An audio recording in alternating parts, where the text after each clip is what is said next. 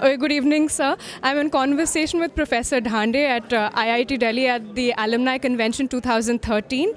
And Sir has been the director for IIT Kanpur for the past 10 years. He's recently stepped down. So I want to ask you, what do you think is the vision behind a platform such as the Alumni Convention, which has been organized? What is the idea behind it? What is the vision behind it?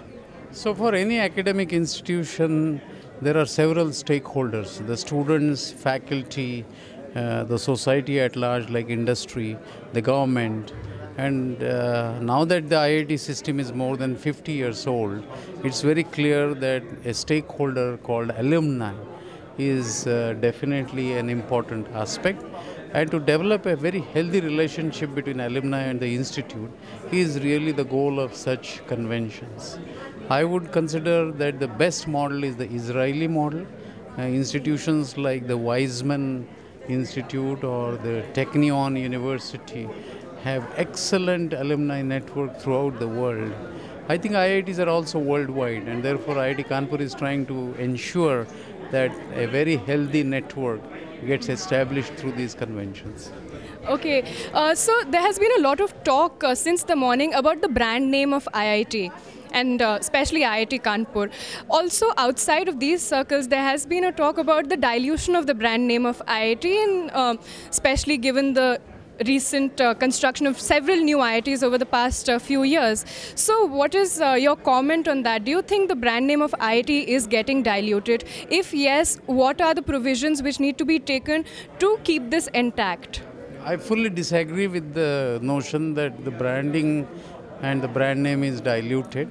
The brand of an academic institution gets built by scholarship, gets built by the contributions that it makes in terms of innovations, in terms of thought processes, in terms of guiding the society. And I think the society has very richly acknowledged the academic leadership of IIT, not only in India, but throughout the world.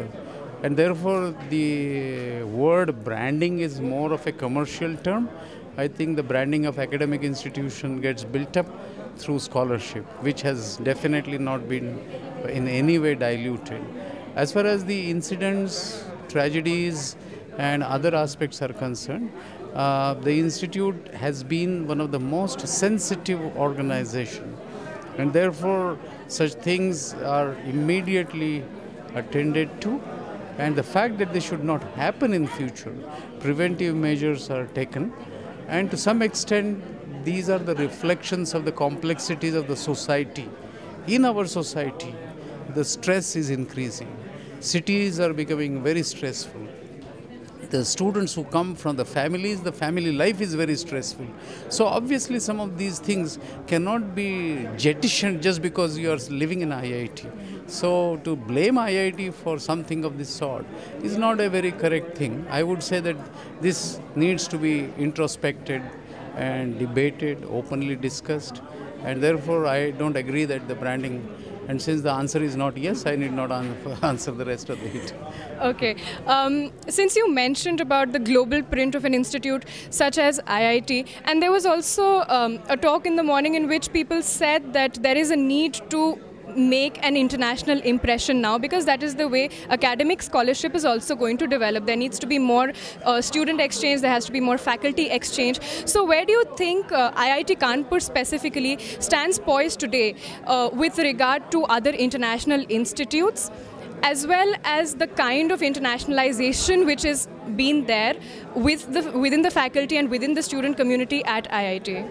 So I'm on a panel of Government of Singapore, which is called International Academic Advisory Panel, and how to improve the quality of an academic institution or a system so as to improve in the rankings of the world or the global ranking. I have seen that very closely. I think almost 80% of the parameters are not applicable and we don't address them properly. So to me, globalization is extremely important because higher education is indeed now a global agenda. Indeed, we need to take steps, but it is at the IIT Council level, or for that matter, even in some sense, the overall policy of the Government of India that we need to make some very systemic changes. For instance, we do not allow permanent faculty positions who hold foreign nationalities. I think that needs to change. And therefore, there are some systemic changes that are required. And having seen the Singapore experience, I am pretty sure if those systemic changes are made, we will move up the ranks quite a bit. It's not the money, it's the mindset which is a problem. Okay, that was very encouraging. Also, there was a mention in Dr. Subbarao's speech in the morning about how technology and innovation is one of the major impediments which the Indian economy faces today in meeting its goals of being a great power and whatnot. So, an institute such as IIT is poised very well to meet these kind of technological impediments. But where do you think IIT stands with regard to providing technical, innovative solutions to problems such as agriculture or industry and low productivity in these sectors? So, first thing is that, as was mentioned in the morning, I consider India is facing stagflation. It is stagnation and inflation. Inflation, all of us understand. Stagnation, we don't understand that much. What stagnation means is that the economic vibrancy has to be maintained year after year. In order to maintain that vibrancy, the economy has to come up with new businesses, new products, new processes. Now, these new products, new processes come out of the university research. Unfortunately, this knowledge to wealth creation process is not very strong in India. And if it is weak, your economy is likely to slow down. And that is what is called as the stagnation. And that stagnation along with inflation is a very deadly combination. India is presently facing stagflation. And in order to break out of it, innovation is important. The students of IITs, the faculty of IITs have to generate patterns. They have to develop new products. They have to develop new processes. The society has to build businesses around it. And that way the economics become very vibrant. Often in a lot of countries, public-private partnerships with technical institutions is considered one of the major areas where the government invests so that these technological solutions can be met. Are there any of these very vibrant PPPs which are there with IIT Kanpur, or do you think that is even necessary, or what are your ideas about that? No, according to me, PPP is a hoax. I don't think there is public and there is private. And I don't think the mix works. And particularly in India, the government and the private sector have very strong disrespect about each other. So I think academia should work with government. Academia should work with the private sector. Academia is a neutral ground where they can work with public, they can work with private, but not as a public-private partnership. I think that model is good as a coffee talk, but it has not worked, it will not work. The academia should seek support from private, and academia should seek support from government. Government has a responsibility to support academia, but this PPP is a nonsense. Okay. I would also like to ask you, since you mentioned that, you are a 360-degree alumni, having been a student, having been a faculty, having been the director. So, in various of these roles, you have interacted with people, with different sets of people over a different time span. So, do you think there has been a shift in aspiration of the students coming in, the aspirations and of the faculty, and how has that changed over time? Because now often we see people are saying that students from IT, they're not interested in research, or they just want to get a fat pay package and they want to move on.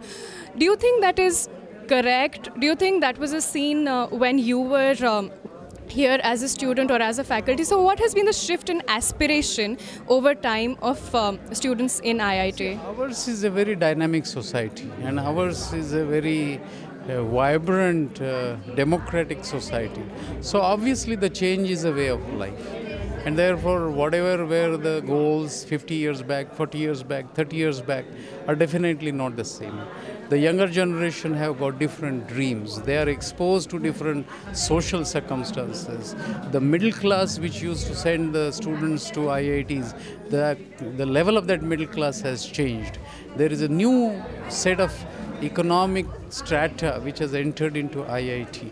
IIT indeed provides economically upward mobility, but the definition of that mobility has changed. And obviously, the academia must understand that the same old model is not going to work. So it is really a challenge to academic world as to how to reinvent themselves, how to redefine themselves in a society which is having very different economic, very different social, very different cultural composition. And to me, I am very convinced that the younger generation is very talented, very intelligent, very much interested, but the older generation has not understood them. It is the fault lies with the older generation, not with the younger generation. Okay, with specific regard to the location of IIT Kanpur, which is way outside the city of Kanpur, and Kanpur itself is not really like a metropolis like Delhi or Bombay or Chennai. So, what do you think does that make the campus community a very close-knit community, and is it a strength or is it a weakness from both faculty and student point of views? Because the students often say that there's they would prefer coming to IIT Delhi and Bombay over going to IIT Kanpur, or like placement cells are always moaning about the fact that placements aren't that great because it is Kanpur. What is your take on the specificity of Kanpur in the idea of IIT Kanpur?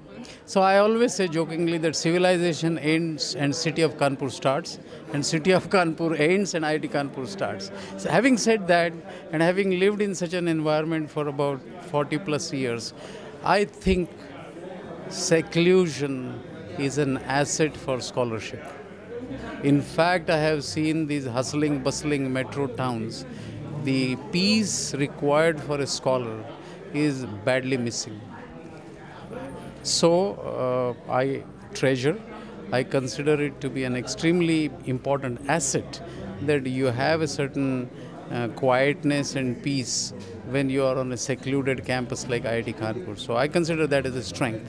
On the other hand, the agenda, the engagement, the challenges posed to the academic community, if they are absent, then they indulge into those petty politics. So the challenge to the governance and the challenge to leadership is to continuously pose challenging intellectual assignments to the academic society called IIT Kanpur. If that doesn't happen, then all the petty issues become monstrous, and then we all get engulfed into it. Okay, one last question probably. So there is an obvious gender gap in the number of girls, which is exemplified by the number of girls who enroll, and the number of boys, which is like monumentally large. So what do you think? It has reduced over the years, probably not that significantly, and what do you think should be done about that, and what do you think are the reasons for that? So some of the things that are there is that our society has a certain norms. Coaching culture has become very predominant, and therefore parents may not want to send the girl child to the coaching classes. However, I don't think that academic planners have looked at their academic programs from gender point of view. Today, for instance, programs like architecture, international relations, finance. So IITs must create an n-dimensional academic model. Only science, and that too mechanical engineering, electrical engineering, have lost their sheen. Today, nobody gives a damn whether you are chemical or mechanical. If you want to do research, yes, go ahead and do it. But today, what is required is a very different n-dimensional academic model. If that comes in, I am sure the number of girl students will go up. The second thing is that I have seen engineering colleges have 40% of the girl student population. IITs have only 12%. So obviously there is something wrong in the admission process of IITs. To me, I have seen that the girls do extremely well in their academic programs, and we give prizes to many girl students, and I find they do very well academically. So this issue has to be solved by changing the policies. And I am sure that if IITs become n-dimensional in academic programs, we will get more students. Okay, one last question, and that is on a much lighter note about. So, since you were a student over there, so could you share some very anecdotal things which you remember very nostalgically when you think back about your IIT days? What is the first thought which comes to you? 72, 73, the mess workers went on a strike. And it was decided that the messes will not be closed, but the students will cook. And so some of us had to cook for 400 students the rice. And so the best ever food that I have eaten in the mess is when I cooked it. And at the end of the day, I used to count the bones, and I could count all the bones in my body. Thank you. Okay, thank you. That was Dr. Dhande and his hidden talents of cooking, apparently, which we can explore later. Anyway, thank you very much.